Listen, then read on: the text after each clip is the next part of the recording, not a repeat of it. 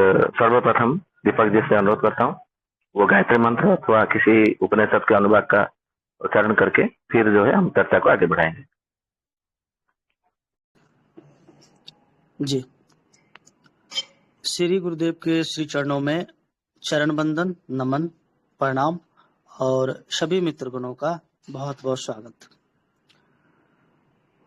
ओम सहना भवतु सहनो भुनक्तु सह वीर्यं करवावहे तेजस्विनावधीतमस्तु मा विद्विषावहे। राम राम सभी को। जय धन्वंतरी। श्री गुरुदेव का सत्र में बहुत बहुत हृदय से स्वागत है। और आज जो है जीवन का मूल मंत्र क्या है, इसका त्रयोदश सर्ग अनुष्ठित होगा। और इसमें आज भी गुरुदेव हम सभी को कौटिल्य अर्थशास्त्र, नीति शास्त्र, आयुर्वेद, वेद, धर्मशास्त्र जितने भी हैं, पुराण जितने भी हैं, सबके माध्यम से, महाभारत है, रामायण है, जितने भी आप शास्त्र को समझते हैं और जानते हैं, चाहे दर्शन हो चाहे उपनिषद हो, सभी शास्त्रों के आधार पर गुरुदेव आज हम सभी को बताएंगे पुनः त्रयोदश सर्ग में कि जीवन का, जो आपका जीवन है, उसका जीवन का मंत्र क्या है, वास्तव में जीवन आपका सार्थक कैसे होगा, उसका मूल मंत्र हमें आज गुरुदेव फिर से बताएंगे। तो गुरुदेव का बहुत बहुत स्वागत है और गुरुदेव से निवेदन और प्रार्थना करेंगे कि आज के सत्र को आरंभ करिए और हम सभी को ज्ञानित करिए। जी गुरुदेव, राम राम। जी जी, धन्यवाद। आप सभी का चर्चा में पुनः स्वागत है। सर्वप्रथम माता पिता के श्री चरणों में प्रणाम करते हुए, गुरुदेव जी के श्री चरणों में प्रणिपात करते हुए, देवी भगवती माँ सरस्वती जी को स्मरण, नमन, चिंतन, मनन करते हुए चर्चा को हम आगे बढ़ाते हैं। जैसे कि अभी दीपक जी ने कहा कि हम जो अभी चर्चा कर रहे हैं ये कौटिल्य अर्थशास्त्र के आधार पर चर्चा कर रहे हैं, क्योंकि आज के समय की मांग है इसके ऊपर चर्चा करना। तो निश्चित रूप से हम उसी के ऊपर चर्चा कर रहे हैं। तो कल हमने जो नीति शास्त्र अनुभव राजा, इसको लेकर के हमने ऋग्वेद के 10वें मंडल के 50वां सूक्त को लेकर के हमने बहुत विस्तार से चर्चा किया था कल। तो कल के चर्चा को लेकर के क्या किसी के मन में कोई संदेह, कोई शंका या कोई प्रश्न है या कुछ कोई अपना मंतव्य देना चाहते हैं तो 5 मिनट हम समय लेते हैं सभी के लिए, उसके बाद में हम चर्चा को आगे बढ़ाएंगे। कल के विषय को लेकर के किसी के मन में कुछ है तो उपस्थापना कर सकते हैं। जय जगन्नाथ गुरुजी। जय जगन्नाथ। गुरुजी, मैंने जो 4 पत्नी वाला जो आपने बताया था और उसका आपने ग्रंथ के हिसाब से पूरा विस्तार से बताया, मैंने कई ग्रुप में भेजा, अपने स्टेटस पे भी लगाया, तो काफी कमेंट आए। तो उसमें यही बताया कि आजकल के कानून के हिसाब से हम 4 पत्नी नहीं रख सकते, तो उसके ऊपर प्रकाश गुरुजी डालने का कीजिए प्रयास। सबसे पहली बात ये है, ये जो आप अनेक पत्नी नहीं रख सकते, ये नियम बना कब? ये जो तो कानून की आप बात कर रहे हैं, तो प्रश्न कर रहे हैं, मैंने मंतव्य दे रहे हैं, ये कानून बना ही कब?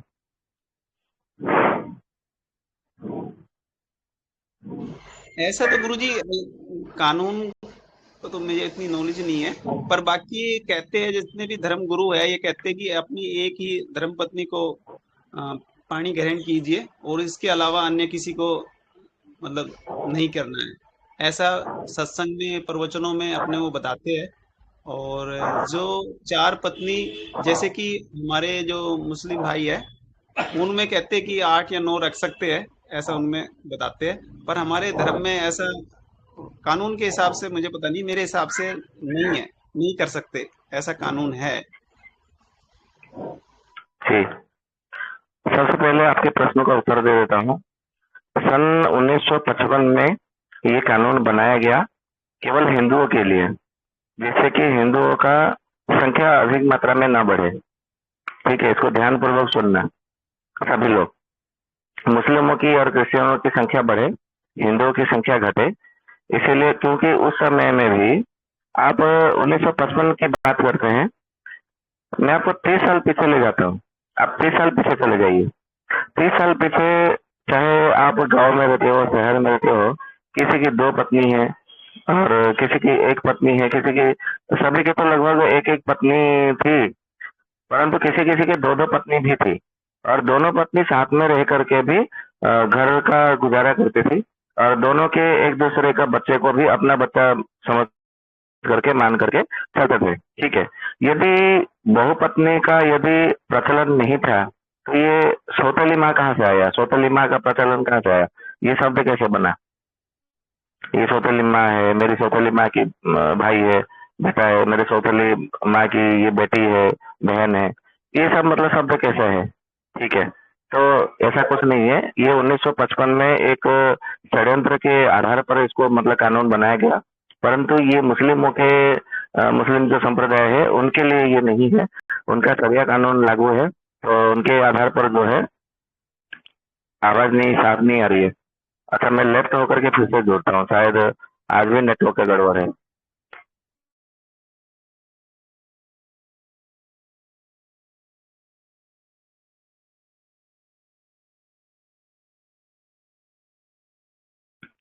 हम 2 शादी करूंगा, सूर्य योगा। ये भाई साहब शायद आज पहली बार जुड़े हैं। आप अपना थोड़ा सा परिचय देंगे जी? सूर्य योगा भाई।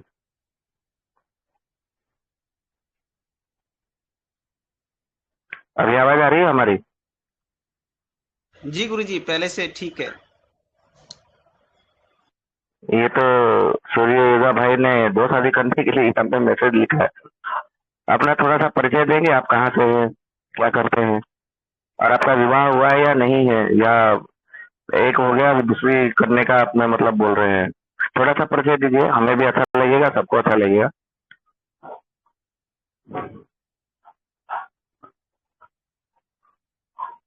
अच्छा, कुछ कहना नहीं चाहते?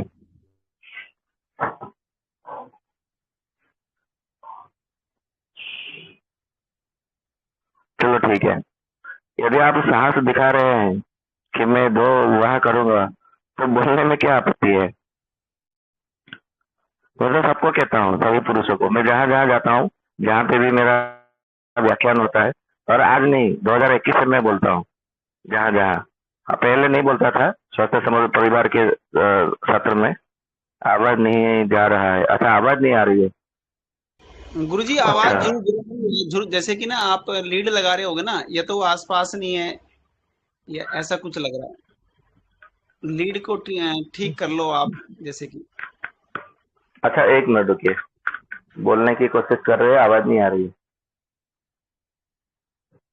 हाँ जी, अपना माइक अनम्यूट करिए। आपका माइक म्यूट है, इसीलिए नहीं आपकी आवाज आ रही है। पहले माइक अच्छा, खोलिए अपना। अभी अभी आवाज आ रही है? आपकी तो आ ही रही है गुरुदेव, कोई दिक्कत नहीं जी है। गुरुजी, आप साफ आइए, आप साफ आइए। सुल्तान जी जी जी। माइक नहीं खोले हैं अभी तक अपना, इसीलिए नहीं सुनाई दे रहा है। सूर्य योगा भैया, आपका जो आवाज है ना, आपका अनम्यूट नहीं हो रहे हैं। आप अनम्यूट होंगे तो आपकी आवाज आएगी। आपका तो यहाँ पे म्यूट ही दिखा रहा है। आप पहले अनम्यूट हो जाइए, फिर बोलेंगे तो आपकी आवाज आएगी।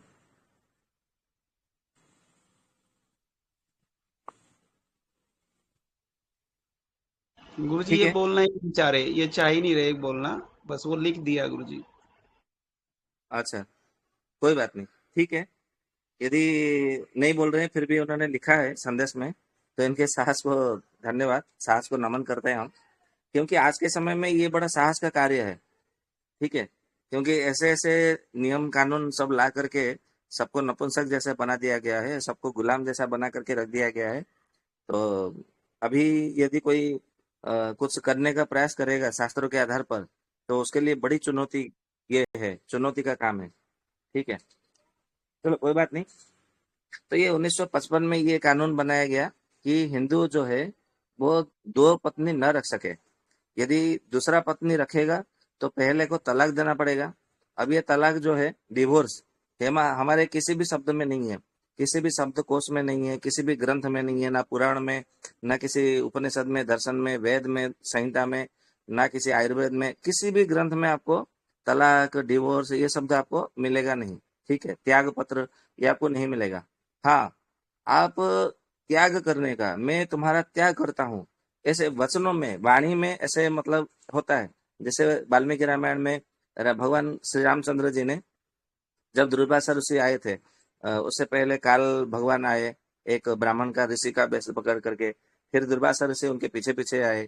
तो काल भगवान ने उनको जो है शपथ दिलाया था, सत्य वचन कराया था, शपथ कराया था कि हमारे वार्तालाप संवाद करते समय यदि कोई बीच में दूसरा व्यक्ति आ जाएगा तो आप उसका त्याग करेंगे या उसका उसको जो है वध करेंगे।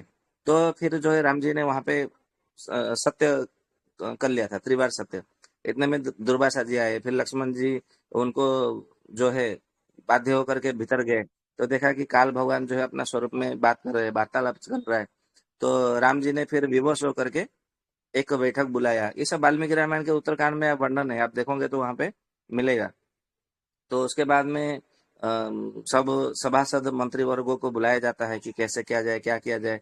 ये तो मेरे प्राणों से भी प्रिय है, मेरा अनुज है और यहाँ का युवराज है, इसको कैसे प्राण दंड दिया जा सके। ये तो राजद्रोही नहीं है, राष्ट्रद्रोही नहीं है, देशद्रोही नहीं है, ये तो राष्ट्रहित में काम करते हैं। आज तक ऐसा कोई कार्य उनका कोई है नहीं सूची में, तो कैसे किया जाए। तो वहां पर जो है हनुमान जी कहते हैं कि किसी का त्याग कर देना और किसी को अपने मन से भुला देना और उनके साथ में बिल्कुल कोई संबंध न रखना और बिल्कुल उनके साथ में लेन देन कुछ भी संबंध न रखना और उनके साथ में संबंध तोड़ देना, त्याग कर देना, भूल जाना और उनसे दूर हो जाना, ये सब जो है वध के समान ही माना गया है। मतलब इनको आप वध कर दो, यानी इनके प्राण ले लो या उनसे दूर हो जाओ। और इसी बात को महर्षि तार्क्ष्य जी ने भी अपनी तार्क्ष्य संहिता में कहा है कि आत्मार्थ पृथ्वी में त्यजेत।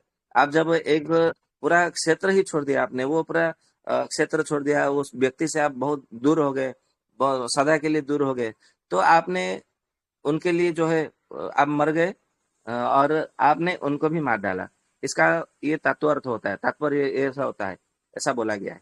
तो उसके आधार पर जो है ऐसा नियम कानून बना दिया गया आज के समय में 1955 से लेकर के आज तक कि हिंदू जो है दूसरा पत्नी विवाह नहीं कर सकता और तलाक देने के लिए फिर उसको वो जो मतलब डिमांड करेगी वो औरत जो पहली पत्नी कि मुझे ऐसा चाहिए वैसा चाहिए, मतलब जानबूझ करके ऐसा फंसाया गया कि वो ऐसा डिमांड करेगी कि मुझे तुम्हें हर महीना ये देना पड़ेगा। तो मैं क्या बोलते हैं उसको, हक रजाई या रजाई, हरजाई या क्या बोलते हैं उसको, जुर्माना या मतलब उसको वो शब्द मुझे अभी याद नहीं आ रहे। तो वो सब मतलब ऐसा विधान बना दिया गया, जबकि ऐसा पहले कुछ था नहीं। यदि ऐसा होता तो मुझे आप एक बात बताओ, मैं तो बार बार चुनौती दे करके बोलता हूँ लोगों को कि जिन ऋषियों ने इतने सारे ग्रंथ लिखे हैं, ऋषियों का हमारा देश है, ऋषियों के लिखे ग्रंथ के आधार पर हमारा सब शास्त्र के आधार पर सब चलता है। मुझे कोई एक ऋषि का नाम बता दो जिन्होंने जिसकी एक ही पत्नी हो। मैं बार बार बोलता हूँ, हर किसी को बोलता हूँ। सो सब लोग मतलब जो है वाल्मीकि रामायण का उपदेश देते हैं कि देखो राम जी की एक पत्नी है, एक पत्नी व्रत है। बोला भाई वो तो एक पत्नी व्रत उन्होंने लिया है। अभी जैसे कोई बोलेगा कि मैं जीवन भर, अभी हम यहाँ पे गए थे सिवनी मध्य प्रदेश, देवाजी चौधरी जो है एक शिविर वहाँ पे भाई ने बनाए थे, वहाँ पे सुशील जी भी गए हुए थे सिवनी मध्य प्रदेश में। हमको भी वहाँ पे निमंत्रण दिया भेजा था वो दिवाजी भाई ने, तो हम वहाँ गए थे। वहाँ पे एक शख्स ऐसे मिले, एक ऐसे महान व्यक्तित्व से हमारी भेंट हुई जिन्होंने एक व्रत लिया हुआ है कि मैं जीवन भर भोजन नहीं करूंगा, अन्न ग्रहण नहीं करूंगा। तो हमने पूछा फिर आप जीवन धारण कैसे कर रहे हैं? तो बोले कि मैं केवल पानी, कोई भी तरल द्रव्य ले रहा हूँ, कोई फलों का रस हो या कोई दूध हो, दही हो, छाछ हो, या कोई फलों का रस हो या तो फिर कोई भी मतलब कोई पानी हो, शिकंजी हो, नींबू का शिकंजी हो, मतलब तरल द्रव्य के रूप में मैं केवल पीता हूँ। यदि वो नहीं मिला तो बाकी मैं कुछ नहीं लेता। अन्न मैं ग्रहण करता ही नहीं, केवल तरल के रूप में जो मिले वो मैं ग्रहण करता हूँ और उसी के आधार पर मैं जीवन धारण करता हूँ। और मुझे अभी उन्होंने 4 या 5 साल ऐसा कुछ बताया था उस समय। तो मेरा अब ये व्रत है, तो मैंने पूछा कि ये व्रत आपने कितने साल तक लिया हुआ है, कितने साल तक रखा है?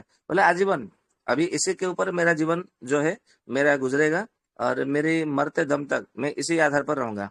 और सुशील जी भाई जी को भी मतलब याद होगा, सुशील जी को, उन्होंने भी उनसे भेंट किए थे। क्या सुशील जी आपको याद है, स्मरण है आपको? जी गुरु जी, बिल्कुल सत्य कहा आपने। उन्होंने खुल हाँ मंच पे बोला था और वो लेते भी थे उस समय। जी।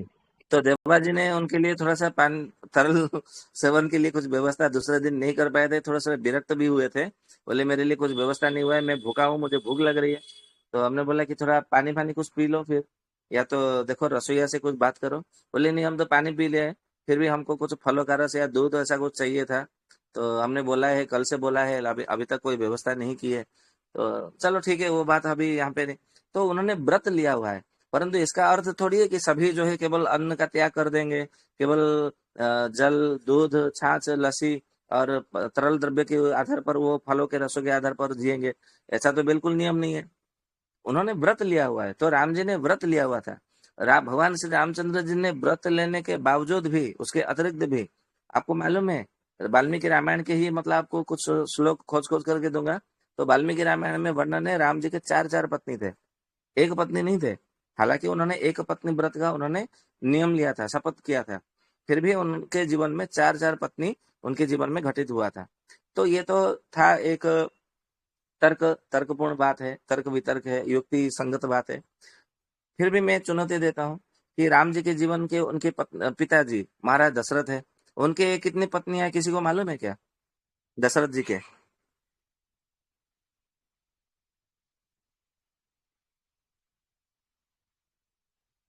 गुरुदेव तीन ही आता है ना। अच्छा, वो आपने टीवी में देख करके बोल रहे हैं क्या? जी, अभी तक तो इतना ही सुना। अच्छा, टीवी पर में तो तीन ही दिखाई देती है। ठीक है कौशल्या के कई सुमित्रा, तीन ही सुनने में आता है। जी, कौशल्या, कैकेयी, सुमित्रा, ये तीन हैं। ठीक है, परंतु आपको माल जान करके आश्चर्य होगा, इन तीनों के अतिरिक्त दशरथ महाराज के 750 रानी और भी थे। कुल मिलाकर के उनके जीवन में दशरथ जी के 753 रानियां थी। ठीक है, भगवान श्री कृष्ण की बात करें तो भगवान श्री कृष्ण जी की कितनी पत्नियां हैं, कोई बता सकता है?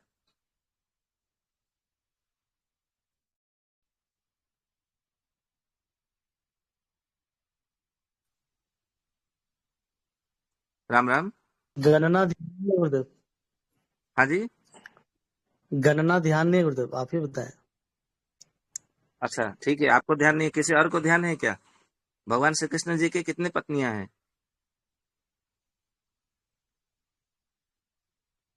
16,108 तो सुने हैं गुरु जी। 16,108 है, सही सही है। परंतु 16,100 को जो है वो संख्या में गिनती नहीं की जाती।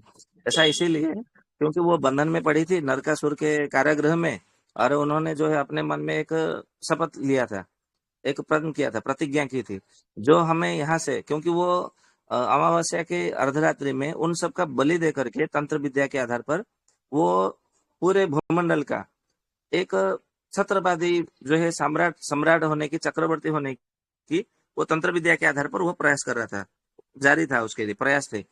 तो उससे पहले जो है देवराज इंद्र आए, क्योंकि माता अदिति के वो कानों के कुंडल, दिव्य कुंडल वो हरण करके ले गया था, अपहरण करके। अदिति कुंडला कुंडल हरण करके भी महाभारत में इसका वर्णन है, आदि पर्व में। ठीक है, तो कुंडल अकुंडल हरण करके पर्व का नाम है। तो वो फिर जो है देवेंद्र आए, भगवान श्री कृष्ण जी निवेदन किए, वो गए और अपने ही पुत्र का वध किए। अपने ही पुत्र का वध यानी कि जब बराह अवतार में जब पृथ्वी का उन्होंने उद्धार किया था, तो पृथ्वी देवी के साथ में उनका समागम हुआ था, जिसके कारण पृथ्वी देवी गर्भवती बनी थी, और ये नरकासुर उनका पुत्र के रूप में प्राप्त हुआ था। ऐसा इसीलिए क्योंकि भगवान वराह अवतार में दिन में उन्होंने मतलब गर्भाधान किया था।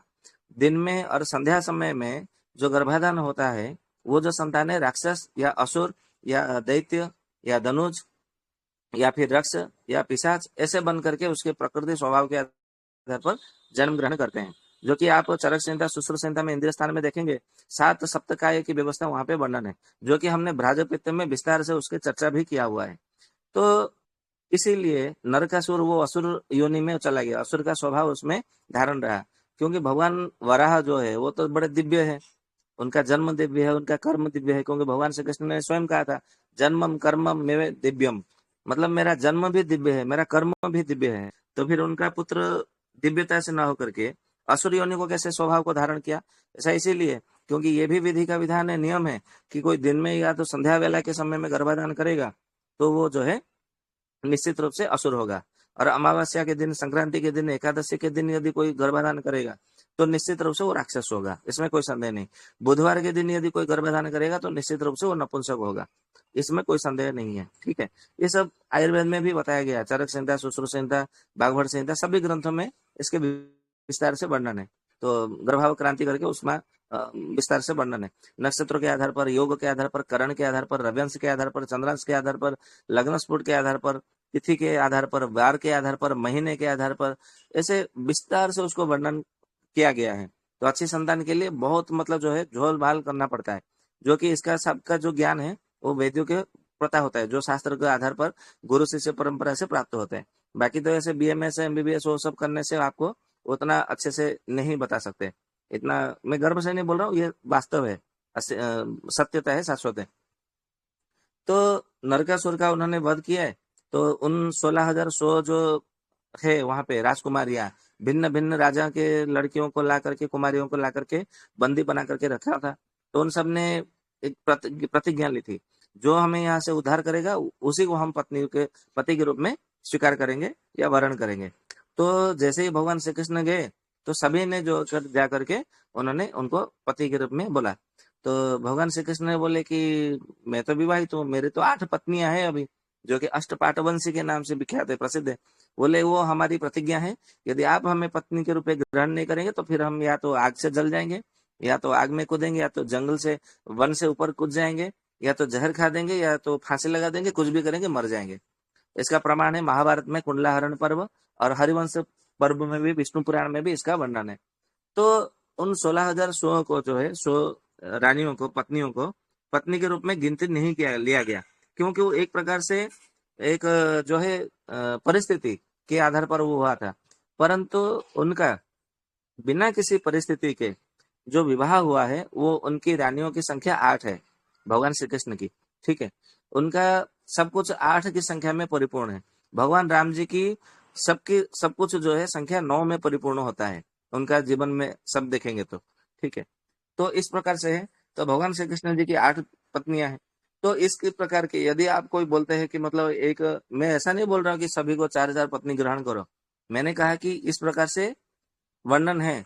जैसे कि कल हमने ऋग्वेद के 10वें मंडल के 50वें सूक्त को बात किया, तो उसमें तो बताया गया है, और वहां पे संतान कितना, 10-10 पुत्र एक एक पत्नी को उत्पन्न करने की बात बताया गया।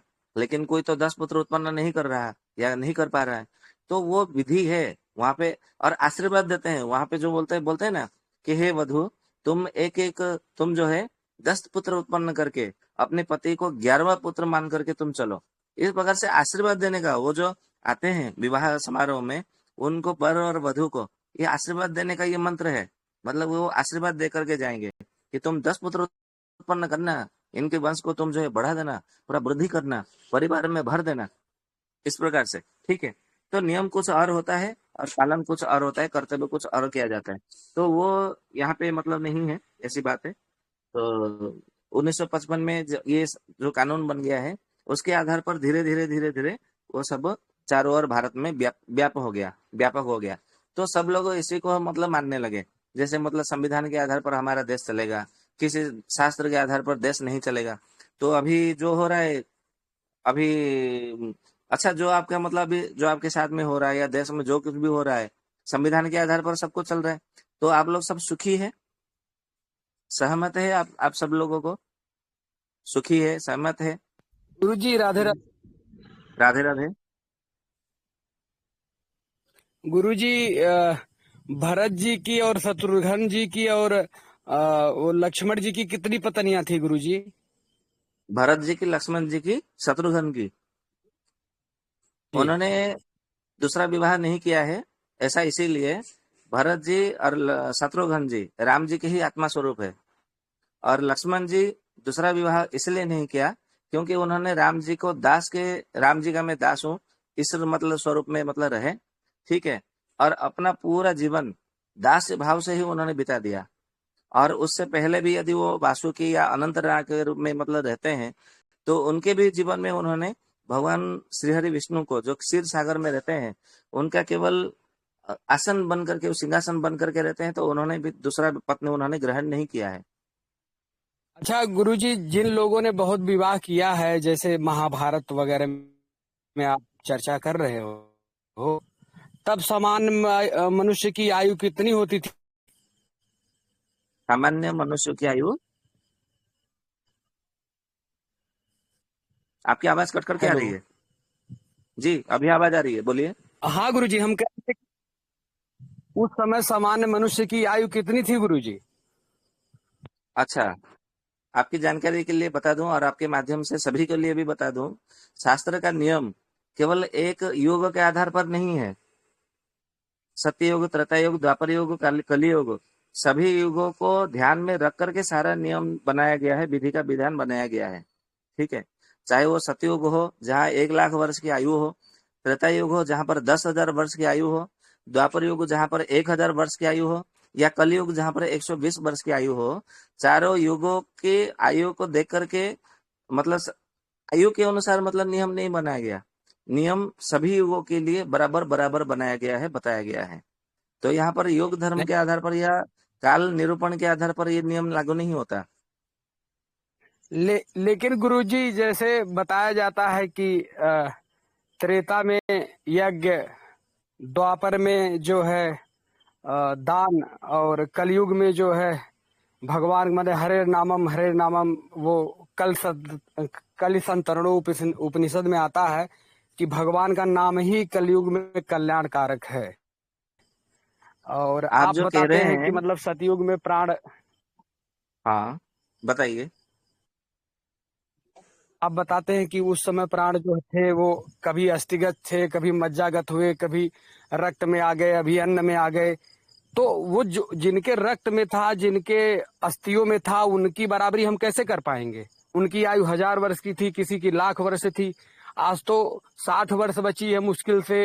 120 तो बिरले जाते हैं जो भगवान की बड़ी कृपा हो जिन पे। तो वो नियम अभी कैसे पालन हो सकता है गुरुजी?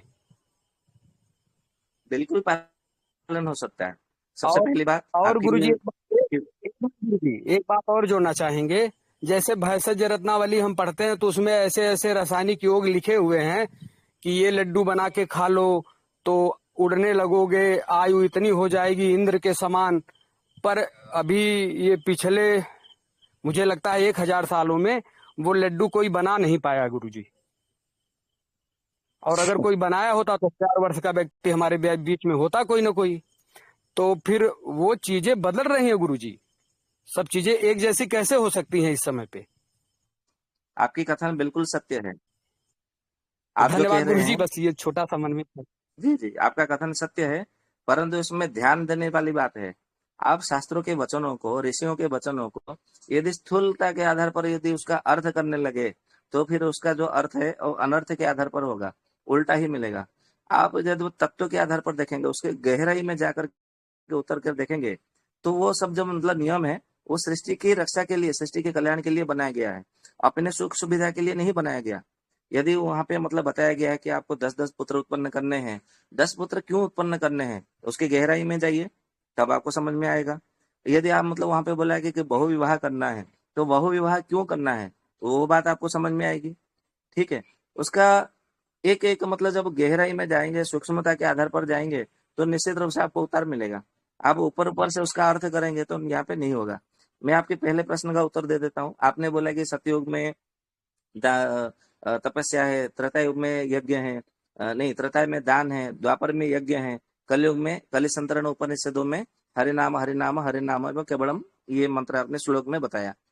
इसका जो आपने जो अर्थ समझा है वो दूसरा अर्थ है।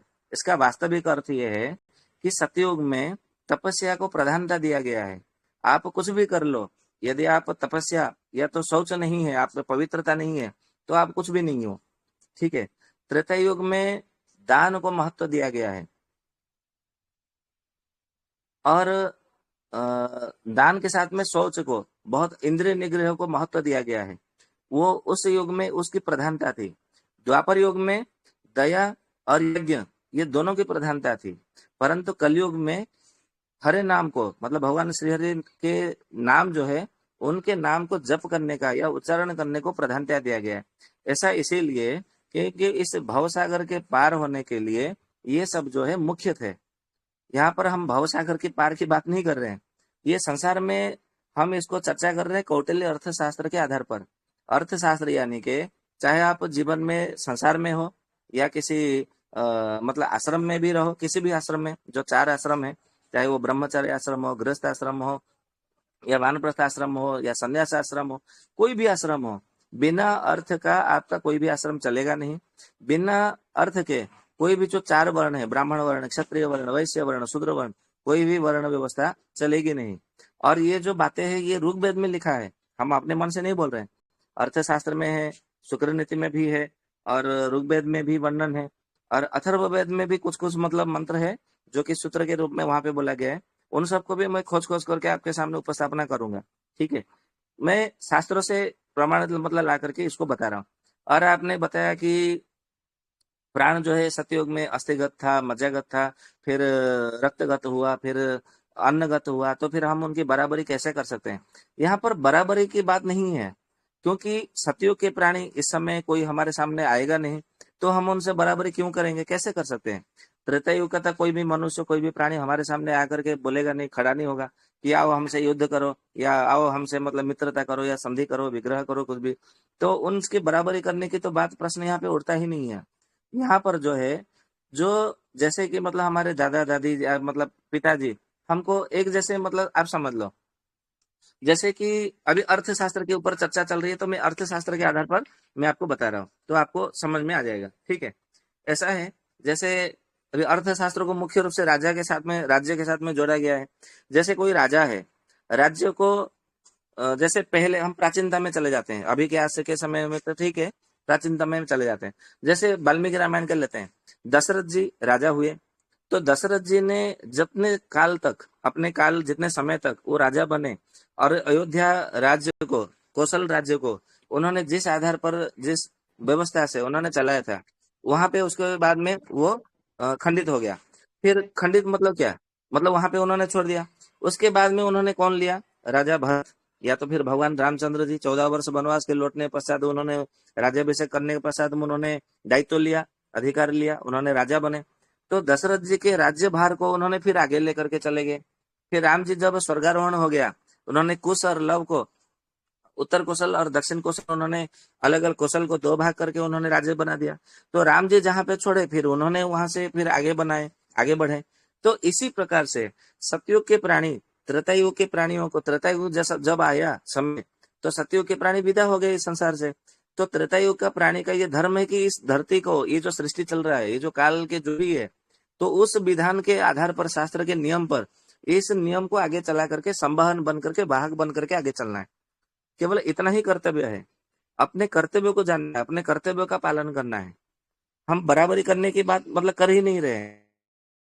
हमने कहा कि ऋग्वेद में ये वर्णन है, और ऋग्वेद में ये नहीं कहा कि सतयुग के प्राणी को ही इसका पालन करना चाहिए या त्रेतायुग के प्राणी को इसका पालन करना चाहिए, द्वापर युग के प्राणी को इसका पालन करना चाहिए या कलयुग के प्राणी को इसका पालन नहीं करना चाहिए। ऐसा तो वहां लिखा नहीं है। और आप बोलेंगे कि वहां पे तो योग के विषय में वर्णन नहीं है, तो ये भी फिर आप गलत भ्रांत धारणा में है, क्योंकि ऋग्वेद में ही हमारे 6 ऋतु, 12 महीना और योग के विषय में पूरे विस्तार से वर्णन है। हालांकि हमने उस विषय को हमने चर्चा में अभी तक लाया नहीं है, परंतु वो सारा का सारा विषय वेद में वर्णन है। कभी अभी अर्थशास्त्र के आधार पर नहीं है, तो हम उसको चर्चा में यहाँ पे सम्मिलित नहीं कर रहे हैं। हम उन रुचाओं को, उन मंत्रों को यहाँ पर सम्मिलित करते हैं जो कौटिल्य अर्थशास्त्र के आधार पर सूत्र यहाँ पे दिया गया है। उन सूत्रों के साथ में जो रहता है, उसका तालमेल बैठता है या उसके साथ में जो संबंध है, हम केवल उन्हीं मंत्रों को, उन्हीं रुचाओं को यहाँ पे चर्चा में लाते हैं। ठीक है जी। यदि फिर भी आपके मन में कोई शंका है तो आप प्रश्न कर सकते हैं, व्यक्त कर सकते हैं। जी गुरु जी, जैसे साधारण लोगों को धर्म समझाने के लिए कहा गया कि राम विग्रहवान धर्म है, मतलब राम ही धर्म के विग्रह हैं, उनका जो जीवन है वो देख लो तो आपको धर्म समझ में आ जाएगा। हाँ। तो राम जी का जो जीवन है वो एक पत्नी व्रत का है, और जैसा भी उनका जीवन है तो हम उसी से सीखेंगे गुरु जी ना। हम और किसी ऋषि के लिए तो ये बात नहीं कही गई, यहाँ तक कि श्री कृष्ण जी के लिए भी ये बात नहीं कही गई कि वो धर्म के विग्रह हैं, पर ये राम जी के लिए कही गई। इस बारे में जरा गुरु जी आप जो है जी बताएं। जी जी, बिल्कुल सटीक आपने बात कही है। रामो विग्रहवान धर्म, ये कहा गया है। ये किस आधार पर कहा गया है ये भी मैं आपको बताता हूँ। धर्म जो है 32 प्रकार के आधार पर कर्तव्य का निरूपण किया गया है सभी शास्त्रों में।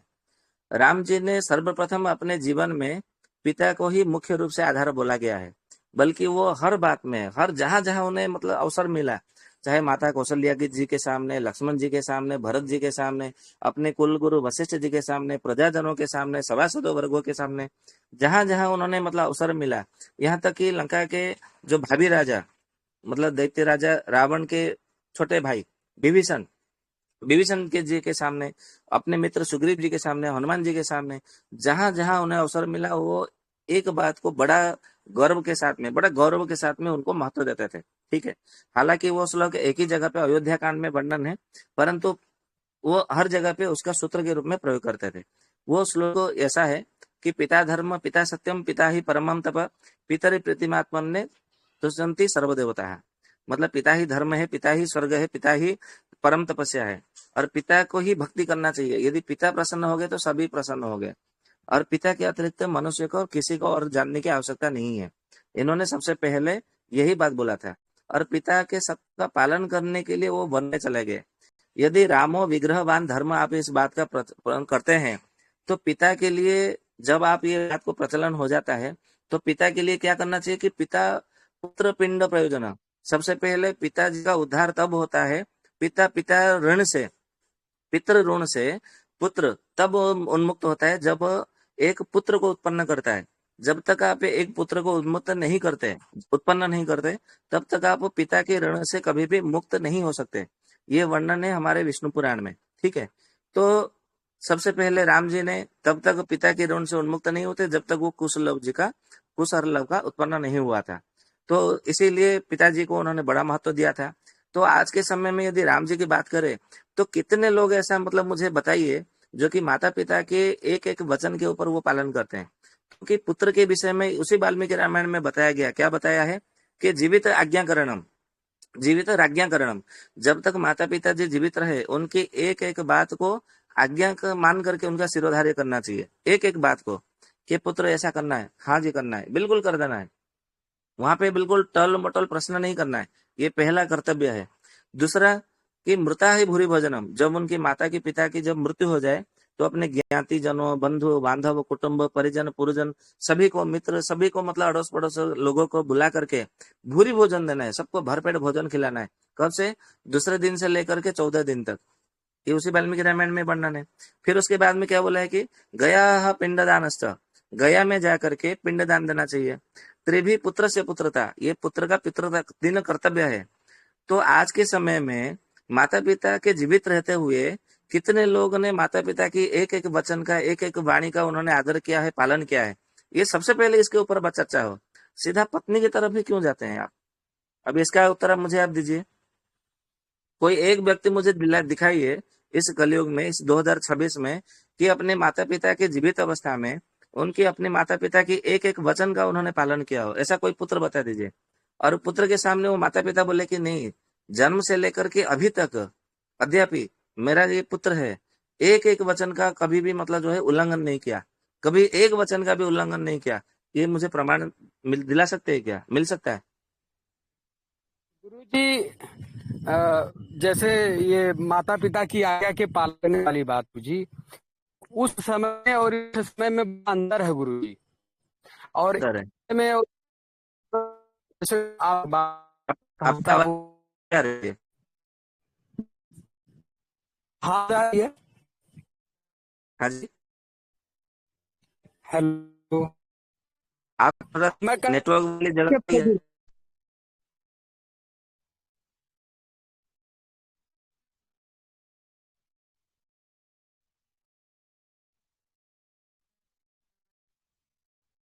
चल है। तो करेंगे। किसी भाई बहन का कोई प्रश्न है, कुछ शंका है, चेक करके